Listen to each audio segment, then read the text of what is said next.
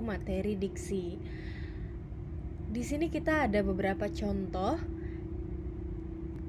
Kita lihat. Nah, di sini adalah contoh-contoh diksi yang bisa kalian lihat, yang bisa teman-teman lihat semuanya. Apakah diksi-diksi ini sudah sesuai atau sudah termasuk ke dalam bahasa Indonesia yang baik maupun benar? Di sini yang pertama kita lihat ada iklan terima kos untuk mahasiswa S2, S3 karyawan. Kita bisa lihat di contoh tersebut ada karyawan yang disingkat, kamar mandi, AC, TV, penulisannya dengan pemisahan titik. Terus di sini juga ada lagu potong bebek angsa, masak di kuali. Apakah sudah benar penggunaannya? Galau kesini, galau kesana. Terus di sini juga ada seperti iklan tapi menggunakan diksi yang lebih menarik. Kita bisa lihat kalau cari rumah yang penting lokasi, harga nggak penting kan lokasi, bukannya harga, gitu-gitu kan.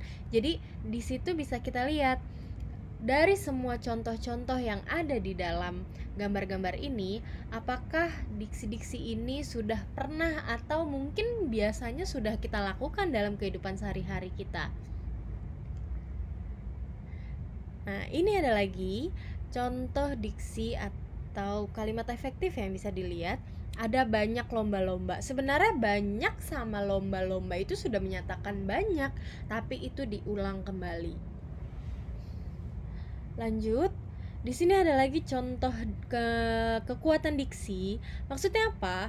Kalau misalnya kita biasanya menggunakan bahasa sehari-hari dalam percakapan kita kepada teman, kepada orang tua, kepada siapapun, entah baik dari segi umur, segi pekerjaan, segi jabatan, kita pasti akan memilih diksi. Tapi diksi tidak hanya sekedar digunakan untuk berkomunikasi saja, tapi diksi bisa atau sering kita gunakan. Misal kita menggunakan kata-kata yang lebih romantis, kata-kata yang lebih bisa mengeratkan perasaan kita untuk mengerti sebuah arti tulisan.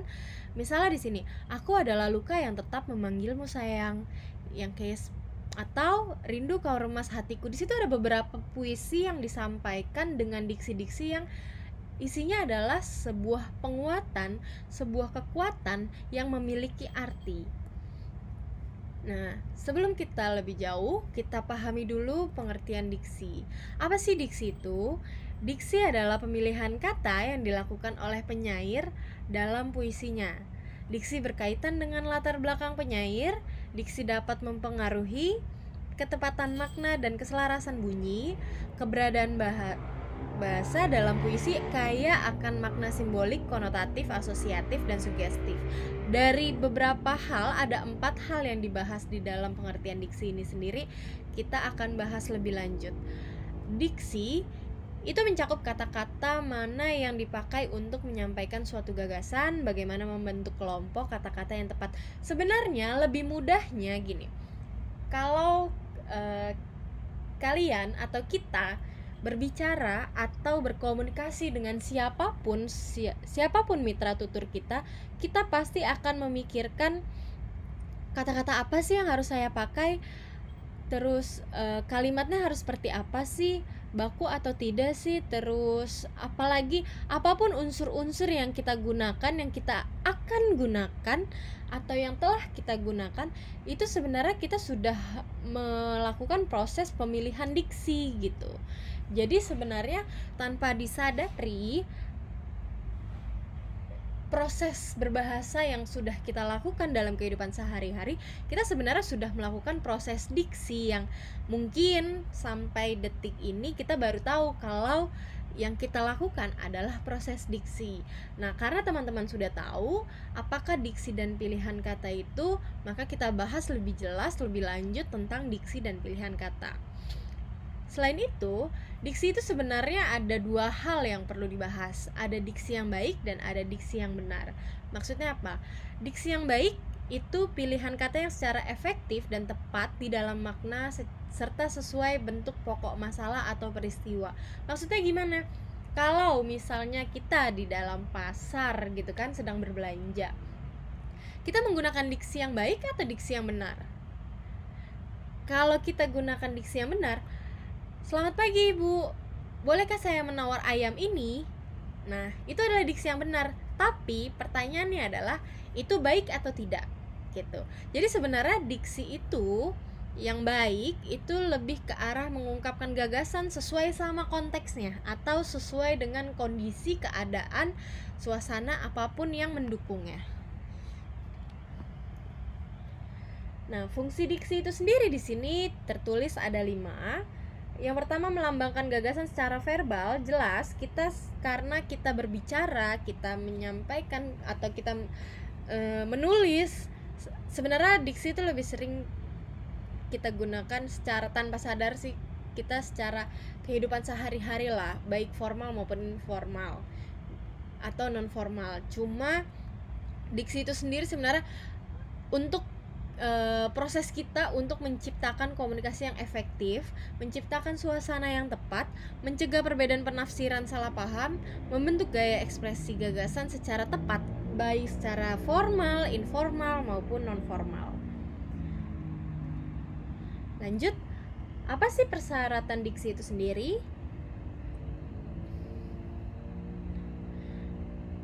Nah, bahasa Indonesia yang baik dan benar itu bisa dicapai jika kita tuh sudah mempunyai 2 hal yang perlu diperhatikan, yaitu ketepatan dan kesesuaian.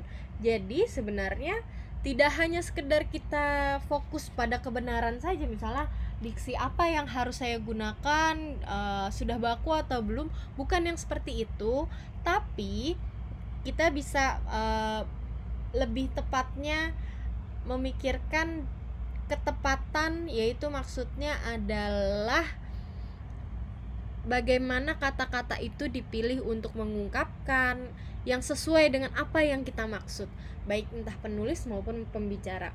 Nah, kesesuaian juga maksudnya adalah menuntut kecocokan antara kata-kata yang dipakai dengan kesempatan dan keadaan pembaca. Syarat-syarat diksi lainnya di sini ada syarat ketepatan diksi, itu ada kita harus bisa membedakan mana yang denotasi, mana konotasi, terus cermat penggunaan kata-kata yang bersinonim, membedakan kata-kata yang mirip dengan ejaan. Terus di sini ada beberapa hal yang harus wajib kita pahami, dari perubahan makna, penghubung, kata umum, kata khusus, dan kita juga harus waspada terhadap penggunaan kata asing kita. Nah, untuk kesesuaian diksi itu kita harus menghindari jargon, karena sering banget kita tanpa sadar kita menggunakan jargon dalam tulisan, sedangkan biasanya kalau jargon itu kita gunakan dalam lisan gitu. Menggunakan kata-kata ilmiah dalam situasi khusus, maksudnya apa? Kayak tadi saya bilang, kalau kita berada di dalam konteks atau suasana seperti di pasar, apakah kita menggunakan kata-kata ilmiah? Itu sangat tidak tepat atau tidak sesuai bahkan, ya kan? Terus kita juga harus menghindari kata-kata slang, tidak menggunakan kata percakapan dalam tulisan, dan menggunakan kata berpasangan atau idiomatik dan berlawanan makna dengan cermat. Harus jelas kata-kata yang kita gunakan, kata-kata yang akan kita sampaikan, apakah itu sudah tepat atau kata-kata itu sudah sesuai.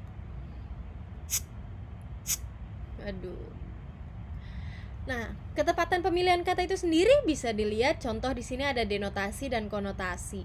Kalau misalnya kita ambil contoh yang paling mudah deh dalam kehidupan sehari-hari. Kalau di denotasi, wah bunga mawar merah itu bagus sekali atau indah sekali, itu konotasi atau denotasi? Pasti jawabannya adalah denotasi. Kenapa? Bunga mawar artinya adalah bunga gitu. Sedangkan misalnya saya gunakan, dia adalah bunga desa di kampungnya.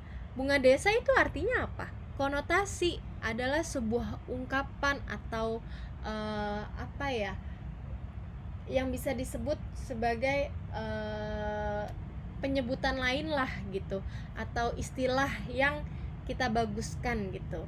Nah, selain itu di sini juga ada contoh yang hampir bersinonim. Contohnya apa? Di sini ada siapa mengubah peraturan yang memberatkan pengusaha. Terus ada pembebasan biaya masuk untuk jenis barang tertentu adalah peubah peraturan yang selama ini memberatkan pengusaha.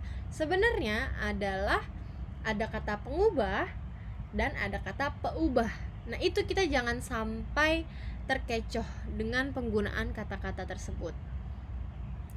Di sini juga ada contoh ketepatan pemilihan kata, pembedaan kata-kata yang mirip ejaannya. Misalnya intensif, insentif. Itu bahaya kalau misalnya kita gunakan dua kata itu dengan tidak tepat gitu. Insentif itu sendiri beda artinya, intensif juga beda artinya. Begitupun dengan contoh lainnya seperti karton dan kartun, itu juga jelas jauh berbeda. Korporasi sama koperasi itu jelas jauh berbeda. Terus kita tidak bisa menafsirkan makna kata secara subjektif. Misal modern kita langsung artikan canggih gitu, itu masih subjektif. Kita harus mengartikan sebuah kata itu secara leksikal, atau bisa dikatakan menurut kamus modern seperti terbaru atau mutakhir gitu. Oke? Di sini ketepatan pemilihan kata juga ada banyak lagi contohnya. Bisa dilihat ada yang paling kita suka gunakan adalah legalisir. Saya mau legalisir ijazah, saya mau legalisir ijazah.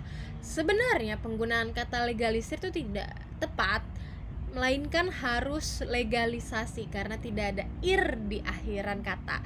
Baik juga dalam kata standarisasi, kita sering banget menggunakan kata standarisasi, sedangkan yang benar adalah standarisasi gitu. Terus di sini juga ada contoh penggunaan kata penghubungnya gitu. Nah, di sini ada ketepatan pemilihan kata, ada kata umum, kata khusus. Sebenarnya sih kata umum, kata khusus mungkin maknanya hampir sama, tapi kata khusus itu lebih menjelaskan, lebih detail dari si kata umum. Misal, melihat. Melihat itu kan hanya sekedar melihat, tapi kalau misalnya melihat itu bentuknya banyak macam ya, bisa melotot, bisa membelalak, bisa melirik, bisa mengintip. Itu artinya juga tetap melihat. Nah, untuk makna asosiatif bisa dilihat makna konotatif, reflektif, stilistik, kolokatif. Di sini ada beberapa contohnya yang bisa dipelajari. Terus ada juga deiksis. Apa sih deiksis itu? Deiksis adalah gejala semantis pada kata atau konstruksi yang hanya dapat ditafsirkan acuannya dengan memperhatikan situasi pembicaraan. Maksudnya apa? Contohnya, kita harus berangkat sekarang. Terus yang kedua, harga barang naik semua sekarang. Sekarang pemalsuan barang terjadi di mana-mana. Terlihat jelas atau terdengar jelas kan perbedaannya. Kata sekarang itu digunakan dalam kalimat yang berbeda, bisa punya makna yang berbeda gitu. Oke? Terus di sini juga ada kesesuaian diksi, ada kata atau frasa atau jargon maksudnya yang khusus digunakan oleh kelompok orang tertentu. Misal kata inflasi, OTW, cap gitu. Kalau misalnya kita ngomong sama siapa ya? Sama dosen, oke, cap, itu kan tidak cocok gitu. Tapi cap itu siapa gitu. Terus OTW dalam perjalanan. Kadang-kadang kita kalau misalnya ngomong sama temen ya OTW. Kalau lagi sama dosen kadang-kadang kita lebih menjaga kata tersebut. Saya sedang dalam perjalanan, Bu. Pasti sering seperti itu gitu. Di sini juga ada kata slang. Kata slang itu sendiri sebenarnya tanpa sadar kita sudah menggunakan itu dalam kehidupan sehari-hari. Contoh sederhananya adalah, atau contoh yang paling banyak digunakan adalah anjir, kepo, baper, bokap, gokil, baper. Bapernya ada 2 ya. Nah, idiomatik berpasangan itu maksudnya apa? Ada yang salah, ada yang benar. Maksudnya apa? Sesuai itu pasangannya adalah dengan. Bukan hanya itu salah, yang benar adalah melainkan juga gitu. Bukan hanya, tapi yang benar adalah tidak hanya. Jadi kita harus perhatikan kata slang, idiomatik itu juga harus diperhatikan. Nah, penerapan katanya itu seperti apa? Di sini ada beberapa contohnya yang bisa kalian lihat, yang bisa kalian pelajari bagaimana penerapan kata yang sesuai atau menggunakan diksi yang tepat. Oke. Gitu.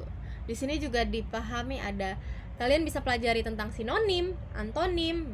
Sinonim itu persamaan kata, antonim lawan kata. Di sini ada juga bentuk polisemi, hipernim, hiponim, homonim, homograf, homofon. Lebih gampangnya sih kalau di saya homonim, oh berarti dia dua-duanya nih yang sama karena nim gitu. Tapi kalau homograf, graf itu kan tulisan, berarti yang sama nih tulisannya, pasti bacanya beda. Nah, homofon itu font itu kan apa? Font mikrofon gitu. Nah, itu pasti bacanya atau bunyinya sama, tulisannya pasti berbeda. Diingatnya seperti itu aja. Sebenarnya bahasa Indonesia tidak terlalu sulit untuk dipahami, hanya saja bagaimana kita mau mencoba memahami apa yang telah kita gunakan dalam kehidupan sehari-hari kita. Oke, lanjut. Di sini ada makna denotasi, ada asosiatif, ada yang maknanya menyempit, ada yang maknanya meluas. Di sini maksudnya apa? Sarjana. Kalau sarjana kalau dulu bisa dikatakan sebagai orang yang banyak ilmu pengetahuan. Tapi kalau sekarang sarjana itu ya gelar yang lulusan perguruan tinggi tingkat strata 1 gitu. Nah, kalau dulu madrasah disebutnya ya sekolah, tapi kalau sekarang madrasah disebutnya sekolah agama Islam. Jadi ada perubahan makna dari yang dulu dan yang sekarang gitu. Nah, untuk makna meluas itu ada bapak, saudara, ibu, putra-putri. Itu bisa kita gunakan pada siapapun. Bapak bisa bapak guru, bapak dosen, atau orang yang lebih tua, ya kan. Di sini ada beberapa contoh kesalahan pembentukan kata. Penanggalan, awalan, atau imbuhan meng. Maksudnya apa nih? Ada contoh-contoh salahnya, bisa kalian lihat. Terus ada contoh yang benarnya. Dan di sini ada keterangannya. Di sini juga ada beberapa kesalahan yang digunakan dalam penggunaan imbuhan ber. Misal sampai jumpa lagi, sebenarnya kan yang benar sampai berjumpa lagi gitu. Oke, terus ada peluluhan bunyi. Ocit sedang menyuci sepeda. Kenapa salah? Karena selalu diingat yang luluh itu adalah me jika ketemu kata dasar berawalan huruf K, T, S, dan P diikuti vokal. Contohnya mesapu, jadinya apa? Menyapu, karena me ketemu sama S yang diikuti vokal A gitu. Tapi kalau cuci itu kan kata dasarnya cuci, jadi bukan menyuci, yang benar adalah mencuci gitu. Oke? Ada juga tentang penyengawan kata dasar, misalnya mandang, nyuri gitu kan. Terus ada nyusu, nyobek, nyukur gitu. Itu yang kita suka gunakan yang sifatnya salah itu karena kita suka gue lagi nyolek dia nih, gue nyukur rambut nih, gue nyesel deh gitu. Itu kan kita suka gunakan kata itu dalam kehidupan sehari-hari. Tapi yang benar adalah kita harus menggunakan imbuhannya seperti menyuap, mencari, bukan nyari gitu, tapi mencari gitu. Oke. Nah, kesalahan imbuhan ke juga ada beberapa contohnya. Begitupun dengan penggunaan akhiran ir, bagaimana yang tepat gitu kan. Terus ada juga penjelasan tentang imbuhan mengpeng terhadap fonem KTSP. Ini sebenarnya sering banget keluar tentang KTSP. Misal mengkoreksi. Ingat saja pokoknya me jika ketemu me jika ketemu imbuhan me jika ketemu kata dasar berawalan huruf K, T, S, dan P diikuti vokal, itu pasti luluh. Misal mengkoreksi, itu kan me ketemu K ketemu O, ya kan? Mengoreksi, bukan mengkoreksi. Oke? Gitu. Maksudnya seperti itu. Menari, bukan, tapi yang benar menari. Nah, contoh-contoh bentukan kata nih sebenarnya bisa dilihat yang kita suka gunakan pakai ir, koordinir, proklamir, terus legalisir, akomodir. Yang benar adalah legalisasi, koordinasi, seperti itu. Oke, di sini ada penggunaan kata yang hemat. Maksudnya apa? Di sini ada contoh kata-kata yang boros yang sering banget kita gunakan, yang sering berulang-ulang kita gunakan. Misal agar, supaya, adalah, merupakan, adalah, yaitu, seperti itu. Oke. Di sini juga ada contoh-contoh, masih lanjutannya penggunaan kata yang hemat. Nah, bentuk jamak dalam bahasa Indonesia itu banyak yang masih terkecoh. Di sini dijelaskan ada beberapa contoh bentuk jamak, ada melakukan pengulahan kata yang bersangkutan seperti nama-nama, buku-buku, dan meja-meja. Intinya kata jamak ini, bentuk jamak ini bisa kita gunakan sesuai dengan efektivitas yang kita perlukan. Terus ada juga ungkapan idiomatik. Maksudnya apa? Di sini intinya ungkapan idiomatik itu ada beberapa yang harus diperhatikan. Ini bisa dilihat. Contoh terdiri. Terdiri itu kan salah. Yang benar harus ada temennya gitu. Maksudnya seperti terdiri atas, terdiri dari gitu. Nah, ini juga ada baik ataupun, baik maupun, itu yang sebenarnya seperti apa penulisannya.